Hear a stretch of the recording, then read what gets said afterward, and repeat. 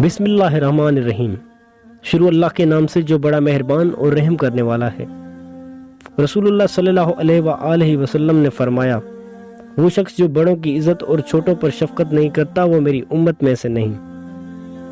بازار سے اولاد کے لیے جو بھی چیز لاؤ سب سے پہلے بیٹی اور پھر بیٹے کو دو۔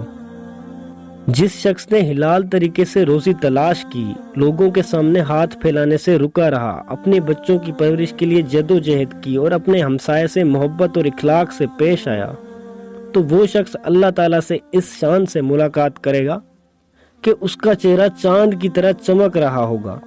اللہ تعالیٰ ارشاد فرماتا ہے، 3 آدمیوں کا روز قیامت دشمن ہوگا، جو میرے نام پر قسم کھائے، عہد کرے اور پھر اس کو توڑ دے، جو کسی آزاد کو بیچ کر اس کی قیمت کھائے، جو کسی کو مزدوری پر مقرر کرے مگر کام کرنے پر اس کو اجرت ادا نہ کرے۔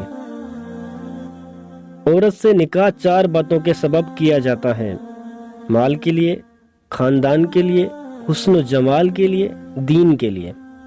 پس بہتر ہے کہ آدمی دین کے لیے کرے۔ آپس میں تحائف کا تبادلہ کرو، اس سے محبت بڑھتی ہے۔ سلام میں پہل کرنے والے کو 30 اور جواب دینے والے کو 10 نیکیاں ملتی ہیں۔ جو رحم نہیں کرتا اس پر بھی رحم نہیں کیا جائے گا۔ مسلمان پر لعنت کرنا ایسے ہے جیسے اس کو قتل کر دینا۔ جو شخص اللہ کے دیے ہوئے کم رزق پر راضی ہو جائے تو اللہ بھی اس کے تھوڑے اعمال پر راضی ہو جائے گا۔